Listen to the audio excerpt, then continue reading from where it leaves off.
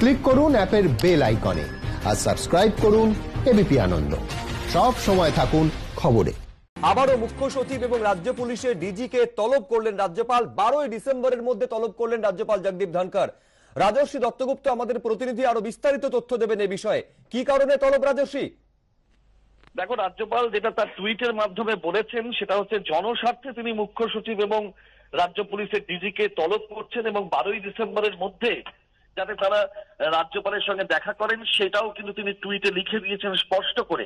তার সঙ্গে যেটা তিনি বলেছেন যে একটানা রাজ্য সরকার নন রেসপন্সিভ, অর্থাৎ রাজ্যপালের বিভিন্ন বিষয়ে জানতে চাওয়ার বিষয়গুলো সম্পর্কে নিরুত্তর রয়েছে এবং এই নিরুত্তরের অবস্থানে রাজ্য সরকার একটানা অনেক দিন ধরে রয়েছে, তাতে কোনো পরিবর্তন হয়নি।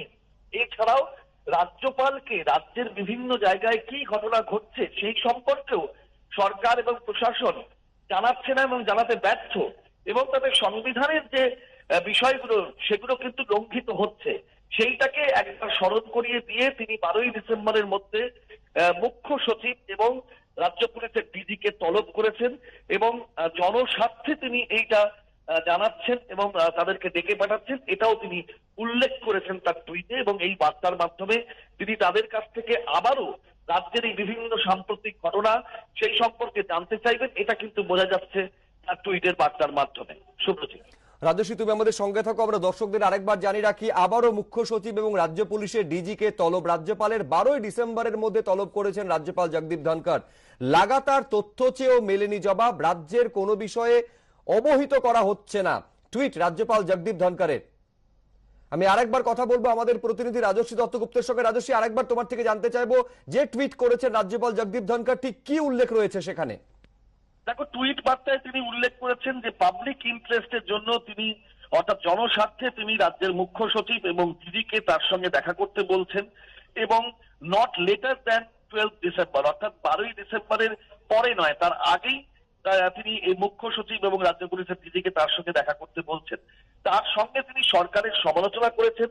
রাজ্যপাল বিভিন্ন বিষয়ে আগেও সরকারের কাছে জানতে চেয়েছেন এবং এই একই অভিযোগ তিনি আগেও করেছেন। আবারও এই টুইটের মাধ্যমে তিনি উল্লেখ করেছেন যে রাজ্য সরকার রাজ্যপালকে বিভিন্ন বিষয়ে জানতে চাওয়ার উত্তর দিচ্ছে না, একটানা নিরুত্তর অবস্থানে রয়েছে রাজ্য সরকার এবং তাকে আপডেট করা, অর্থাৎ রাজ্যের বিভিন্ন জায়গায় কি ঘটছে সেই সম্পর্কে তাকে অবহিত করাতে রাজ্য সরকার এবং রাজ্য প্রশাসন ব্যর্থ এবং সেটা সংবিধানের নিয়ম মেনে হচ্ছে না, সেটাও তিনি আরো একবার স্মরণ করিয়ে দিয়েছেন।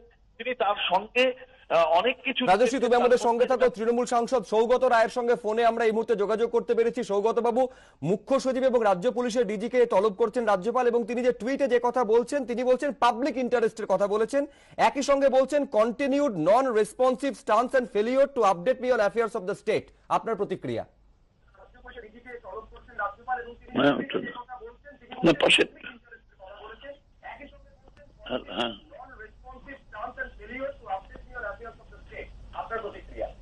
হ্যালো, শুনতে পাচ্ছেন সৌগত বাবু? আমি বলছি রাজ্যপাল মুখ্য সচিব এবং রাজ্য পুলিশের ডিজিকে তলব করেছেন এবং তিনি যে টুইটটা করেছেন সেখানে তিনি পাবলিক ইন্টারেস্টের কথা বলছেন, একই সঙ্গে উল্লেখ করেছেন continued non responsive stance and failure to update me on the affairs of state.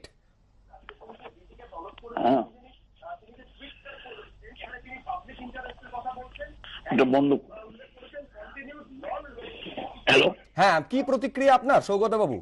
আমার প্রতিক্রিয়া হচ্ছে আরেকটা সংবিধান বিরোধী কাজ করলেন রাজ্যপাল।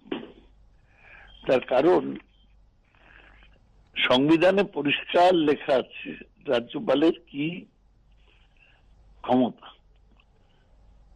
রাজ্যপাল সংবিধানের 157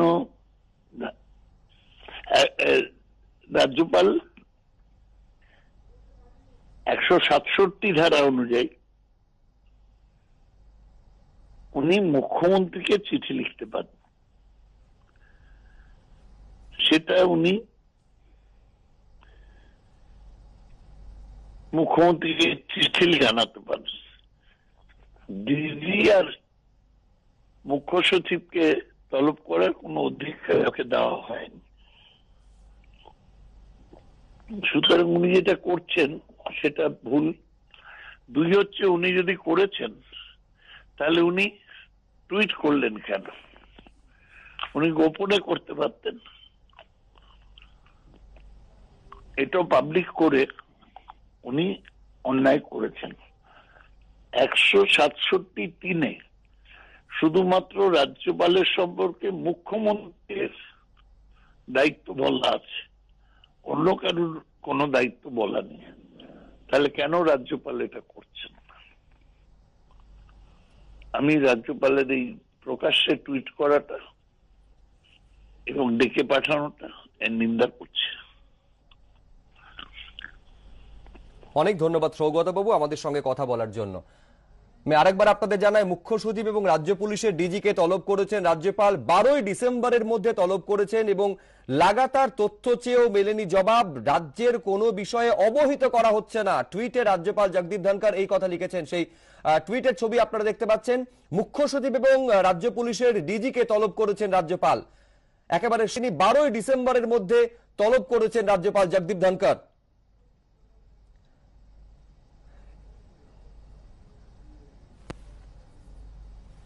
লাগাতার তথ্য চেয়েও জবাব পাওয়া যায়নি, রাজ্যের কোনো বিষয়ে অবহিত করা হচ্ছে না, টুইটে বললেন রাজ্যপাল জগদীপ ধনখড়। সেই টুইটের ছবি আপনারা দেখতে পাচ্ছেন।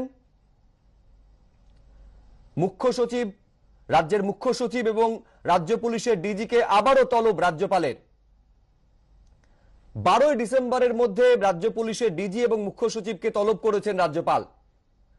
এবং কিছুক্ষণ আগে সৌগত রায়ের বক্তব্য আপনারা শুনলেন। তিনি যেটা বলছেন যে রাজ্য পুলিশের ডিজি এবং মুখ্য সচিবকে তলবের অধিকার সংবিধান রাজ্যপালকে দেয়নি এবং টুইট করে সর্বসমক্ষে এই বিষয় আনার জন্য তিনি নিন্দা করেছেন। সৌগত রায়ের বক্তব্য আপনারা শুনলেন।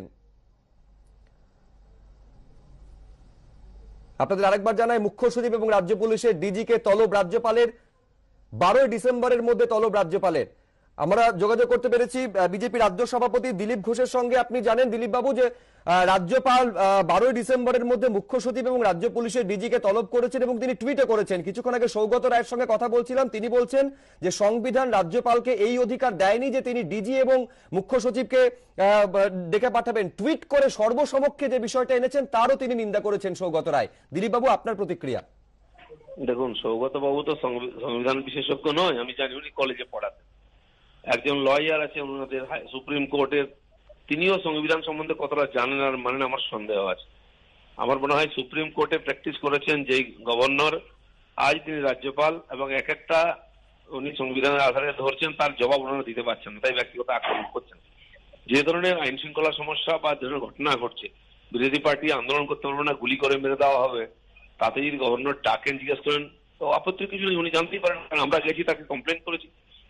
এখন গভর্নর যদি ডাকেন আর না আসেন, লোক জানতে পারছে গভর্নর। আমার মনে হয় সেই জন্য টুইট করে জনসমক্ষে জানিয়েছেন যে আমি বারবার ডাকা সত্ত্বেও লোকেরা আসছে না। আর ঘটনা সত্যি, ভাইস চ্যান্সেলররা আসেন না, স্পিকার কাছে গেলে পালিয়ে যান, ভিসি পালিয়ে যান, চিফ সেক্রেটারি ডিএম এদের ডাকলে আসেন না, উনি মিটিং ডাকলে পালিয়ে যান। তো স্বাভাবিক ওনার তো একটা দায়িত্ব আছে, এই ধরনের ঘটনা ঘটছে। আর উনি ভাষণে বলবেন বিধানসভাতে আমার সরকার, আর সরকারের সঙ্গে কোনো সম্পর্ক সরকার পাত্তা দেয় না। তো সেই জন্য ওনার কাছে বারে বারে লোকেরা যাচ্ছেন আর নিবেদন করছেন যে এই হচ্ছে, হ্যাঁ চাই, লোক বাধ্য হয়ে যায় ওনার কাছে, কারণ সরকার শুনে না কিছু, তাই এটা করতে হয়তো উনি বাধ্য হয়েছেন। অনেক ধন্যবাদ দিলীপ বাবু আমাদের সঙ্গে কথা বলার জন্য। রাজ্য বিজেপি সভাপতি দিলীপ ঘোষের সঙ্গে কথা বললাম।